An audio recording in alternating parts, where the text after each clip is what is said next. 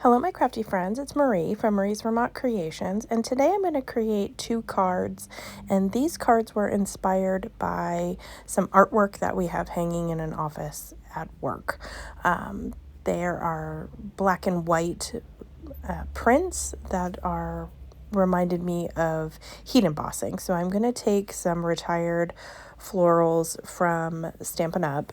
You can use any florals that you have from your stash. And I am making a mini slimline card for my first card because the artwork that's in the office is black and white.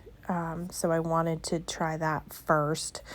You could do this with black cardstock instead of the ink blending that I'm going to do. If you wanted to save your ink and save a step, you could definitely do that.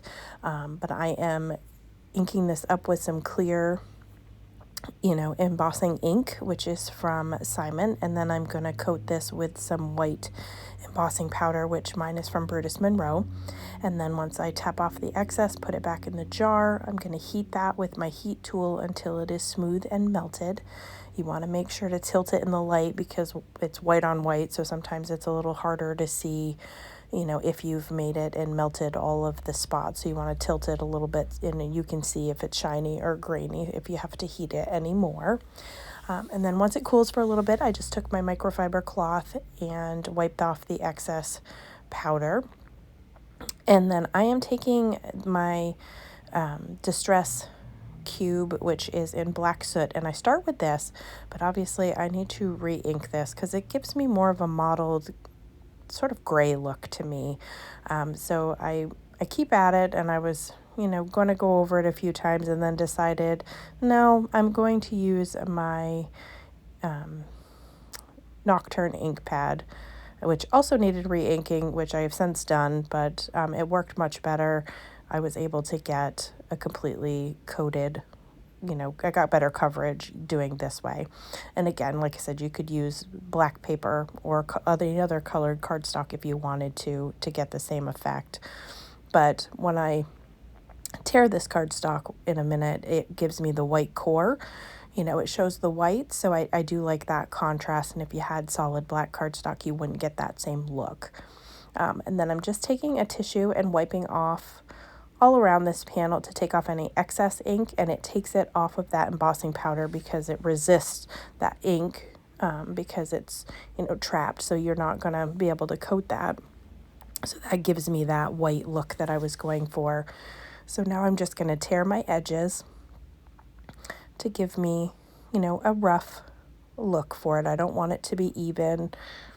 And I do take a little bit more off of the bottom after I'm done, after I, audition it up against the card to see how it will look. I felt like it was still just a little too big. Oh, actually, I don't even do it. I just decided it was too big. And then it was ripping a little too even, so I did, do it so it was more at an angle. And then I will put it up against my card panel, and it just looked a little lost there for me. So I'm going to take a black mat and put that down to give my little floral something to sit on that wasn't quite such a stark contrast, which I liked better. So I'm just using some liquid glue to adhere this to the front of, again, this is a mini slimline card, and I purchased mini slimline envelopes. You can make your own, but I bought them on Amazon and they weren't that expensive. So now I'm just going to add some foam squares to the back of this panel to pop it up, just to give it a little more dimension.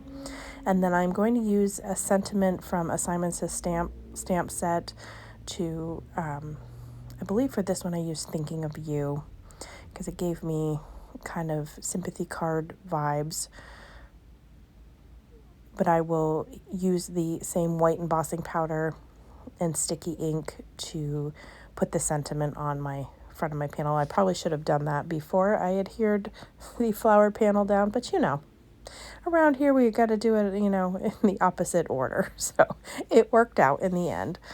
So just lining that up using my Misty and my waffle flower grip mat to hold my panel down. I had originally was going to use my mini Misty and realized that I couldn't open the card fully. I didn't have enough room. So I ink that up twice, and then we'll add the white embossing powder and heat set that until that is smooth and melted, and then that will complete this card.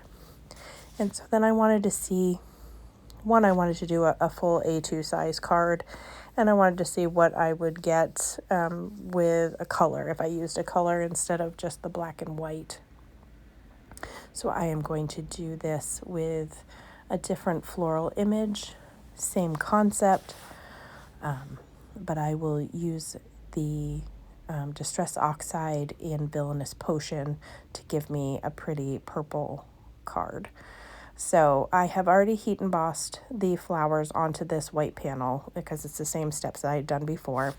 This is a stencil from A Colorful Life Designs. It gives a ragged edge of a rectangle, and so that's what I'm going to use to do my ink blending with the Villainous Potion, to give me that same torn edge look that I got from the first card, but without having to actually tear the card. I really like this stencil set.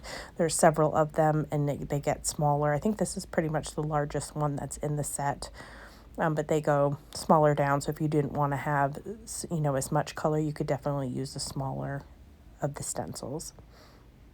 And so I'm just making sure to get a good coating of the Villainous Potion all over this panel and as smooth as I possibly can. And then I will take the stencil off and again use a cloth to wipe off the white area where my flower is, because you can see it's got purple ink just sitting on it right now. So we will take that off just to make sure everything is clean. Take off the stencil, and then I will again use, this time I used a Sympathy sentiment from that same stamp set, and on camera I stamped it with the Villainous Potion right onto this panel, and after I finished filming I did end up stamping it with the Villainous Potion onto a white panel that I put across the bottom of the cardstock to give it more contrast, because as you'll see once I stamp it, it kind of gets lost. If I had a darker purple that would have worked, or even black would have given me more of a bold sentiment. So I didn't do that on camera, but I did do that once I finished filming. I didn't care for how it turned out. So I just took a white strip of paper, stamped the sentiment using that same purple ink, and then adhered it right over where this was so you can't see that I had inked it up before. So once I get this done, I'll take that panel and adhere it to a white card base, and that is going to finish these two projects for today. If you have any questions or comments or projects that you'd like to see in the future, definitely feel free to leave me a comment down below. I am working with Michelle from Scrap Secrets to come up with a theme for March for our collaboration of what we're going to work on, so stay tuned for that. And as always, I hope that y'all have a great day.